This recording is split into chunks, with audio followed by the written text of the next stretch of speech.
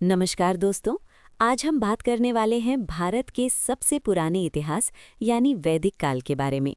ये वही समय है जब भारत में वेदों की रचना हुई, समाज बना, धर्म बना और धीरे धीरे राज्य व्यवस्था की शुरुआत हुई।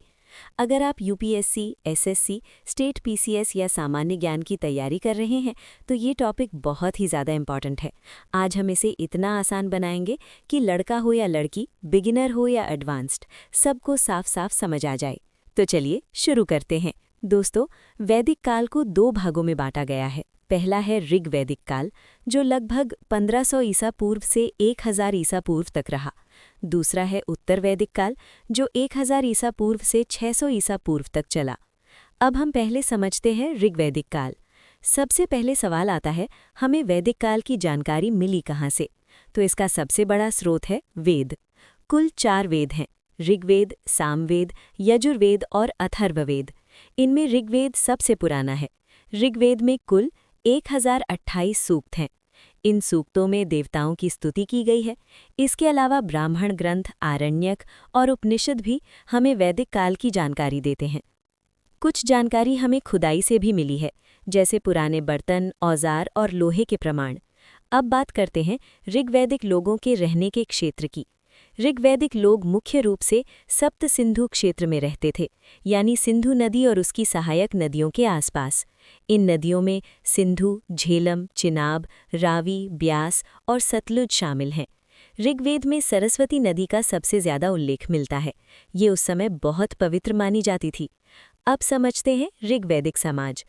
उस समय समाज बहुत सरल और खुला था।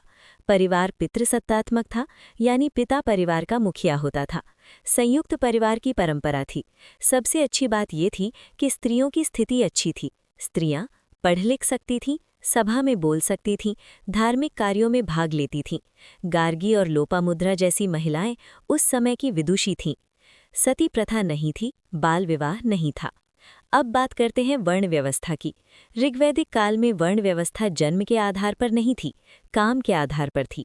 जो जैसा काम करता था वही उसका वर्ण होता था। 4 वर्ण थे: ब्राह्मण, क्षत्रिय, वैश्य और शूद्र। लेकिन ये व्यवस्था कठोर नहीं थी। अब आते हैं ऋग्वैदिक अर्थव्यवस्था पर। मुख्य पेशा था पशुपालन। गाय सबसे कीमती मानी जाती थी। किसी की अमीरी ये देखकर तय होती थी कि उसके पास कितनी गायें हैं। खेती होती थी, लेकिन बहुत सीमित स्तर पर। व्यापार वस्तु विनिमय से होता था, यानी सिक्के नहीं थे।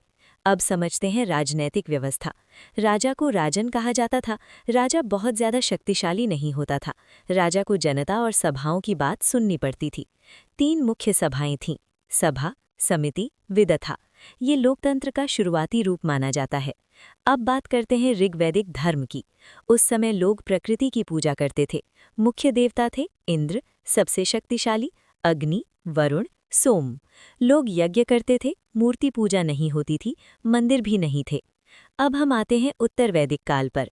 इस समय लोग पश्चिम से पूर्व की ओर बढ़े। अब बसावट गंगा यमुना दोआब पूर्वी उत्तर प्रदेश बिहार तक फैल गई। अब समाज में बड़े बदलाव आए।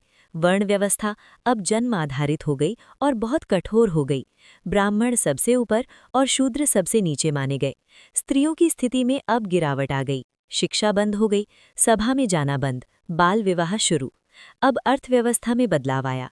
खेती मुख्य पेशा बन गई, लोहे का प्रयोग शुरू हुआ। हल, बैल और सिंचाई से उत्पादन बढ़ा, व्यापार भी बढ़ा। निष्क और सतमान जैसे सिक्कों का प्रयोग शुरू हुआ। राजनीति में भी बदलाव आया। अब राजा बहुत शक्तिशाली हो गया, बड़े बड़े राज्य बनने लगे। यहीं से आगे चलकर महाजनपदों की नींव पड़ी। कर वसूले जाने लगे, बलि, भाग, शुल्क। अब धर्म बहुत जटिल हो गया। बड़े बड़े यज्ञ और ब्राह्मणों का प्रभुत्व बढ़ गया। लेकिन इसी समय उपनिषदों की रचना हुई। उपनिषदों ने सिखाया आत्मा क्या है, ब्रह्म क्या है, कर्म, मोक्ष। ये भारतीय दर्शन की सबसे बड़ी देन है। अगर हम तुलना करें तो ऋग्वैदिक काल सरल समाज, स्त्रियों को सम्मान, पशुपालन।